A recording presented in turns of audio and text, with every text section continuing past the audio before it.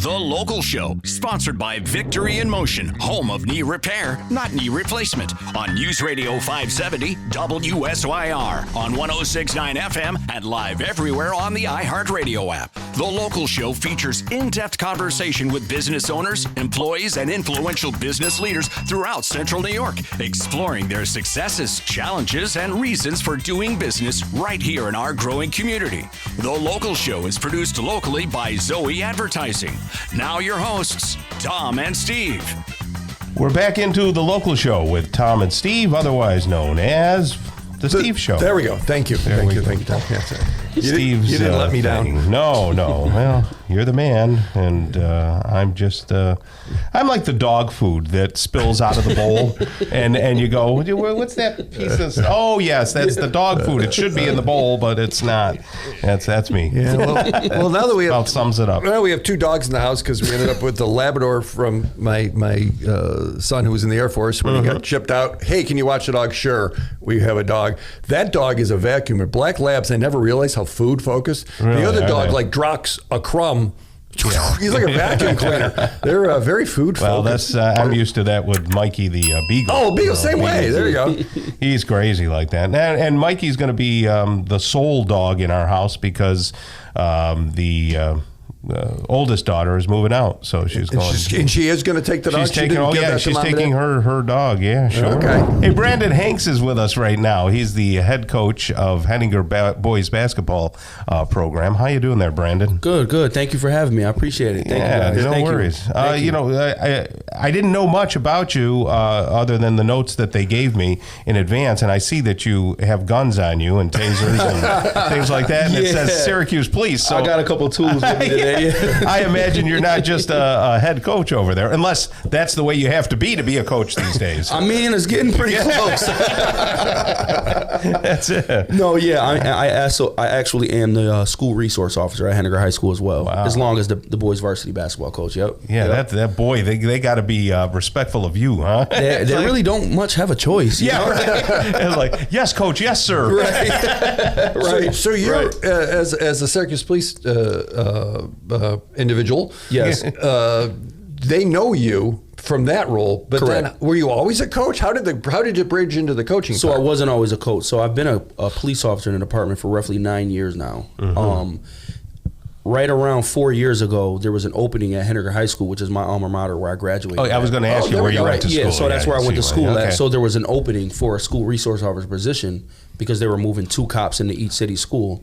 And at the time, it was pretty rough in some of the city schools. So they got 2 cops in there, and once I seen the job was open, I applied to it because I was on patrol at the time, working in the Eastwood neighborhood community. So, when the opportunity came a place, I signed right up. I got accepted, and I went right to Henninger. Now, while I was there, I worked and attended a lot of basketball games because I'm a huge basketball fan. Okay. Right. So while working the games, the coach one day stopped me and said, "Hey, if you're looking to coach," because I was always help the guys out when I came. Yeah. He's like, "If you're looking to coach, come aboard." So I came aboard.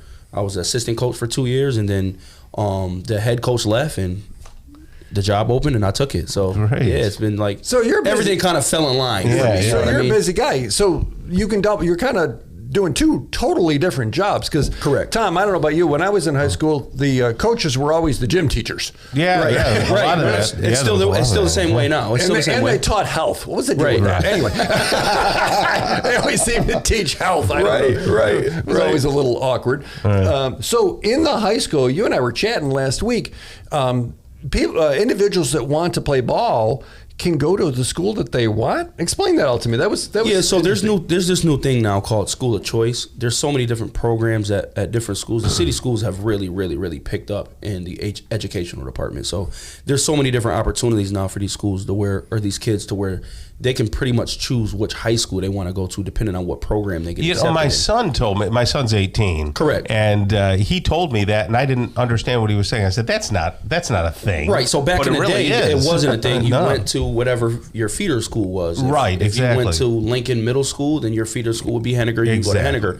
Now you can pretty much apply to another high school, get accepted into that program as an eighth grader, and go to a different school regardless of where you live at. Yeah. So my big pitch now is trying to keep all of our kids that are in our feeder schools, like which are Huntington, Lincoln, Grant, all those schools right there on the north side in the Eastwood community. Yes. Keep those kids into coming to Henninger and making them aware of the programs that we have at Henninger that they can join. So let's talk basketball. So how do you formulate the team? Is there like a JV and a varsity, or how does the whole thing come together? So there's right now in all the middle schools there's a modified basketball team which is made up of 7th and 8th graders. Then when you get to Henninger, we have a freshman team, a JV basketball team, and a varsity basketball. There's a lot of opportunities for kids to play. Oh, tons of opportunities. We genuinely and generally in the last few years, we don't cut kids. We try to put you somewhere in the program, whether it be our freshman team, our JV team, or our varsity team. Now, we are getting a lot of interest and getting a lot more kids now. Sure.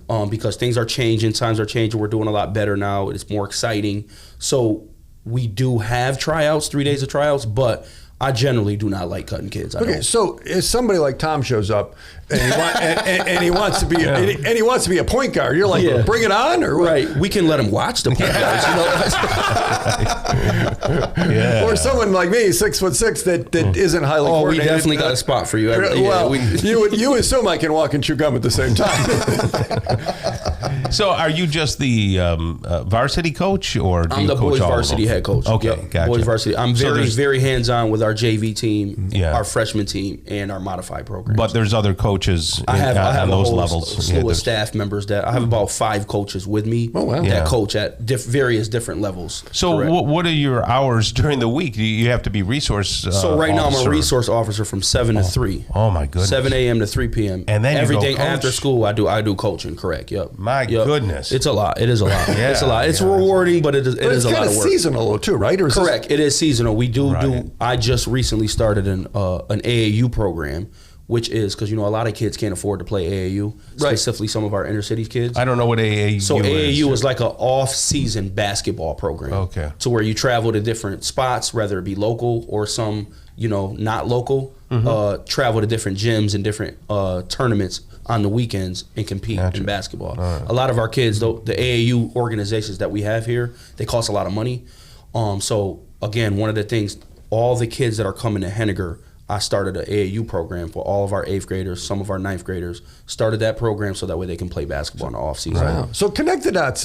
Kids that are involved in sports, and the way they succeed academically, or they don't, or connect the dots on development with kids that are involved in sports and things. So kids that are involved in sports, if you use the sports, if they truly do love playing sports, if you use the sports as an incentive, like you can play on this team if you pass your classes, you're going to school on time, you're doing what you're supposed to do at home, you're staying out of trouble in school, then the incentive for you is to play sports. You get all these luxuries where you don't have to pay a dime. Specifically with me at Henninger, I don't charge any of my kids a dime. We fundraise and all that stuff is coming out of our own account. So that's your incentive, though. In order to be a part of this program and a part of this team, you have to be doing those X, Y, and Z's, which are passing, behavior, and doing what you're supposed to do at home. Serious question, how's the team doing? You guys doing all right? So before last year, the 23-24 season, Henninger boys basketball only won 2 games. So they went 2-19. This year, my first year as head coach, we went 10-13, and we actually made the Final Four for that is a big the sectionals. Yeah, no, for sure, it's definitely a big deal. It's a big jump right away. You know what I mean? Yeah, because you're building the team. Correct. So what I heard you saying is individuals that want to switch, or maybe within the schools, can do that. Yep. And if they want to talk to you about any of these things, they can reach you at 383-3171. 383-3171. That's my phone number. Yep. Okay, so Brandon Hanks, 383-3171. We appreciate you coming in. I appreciate you working with the kids. Thank you guys for having me. It's been great. Thank you so much. Seriously. Thank you, man.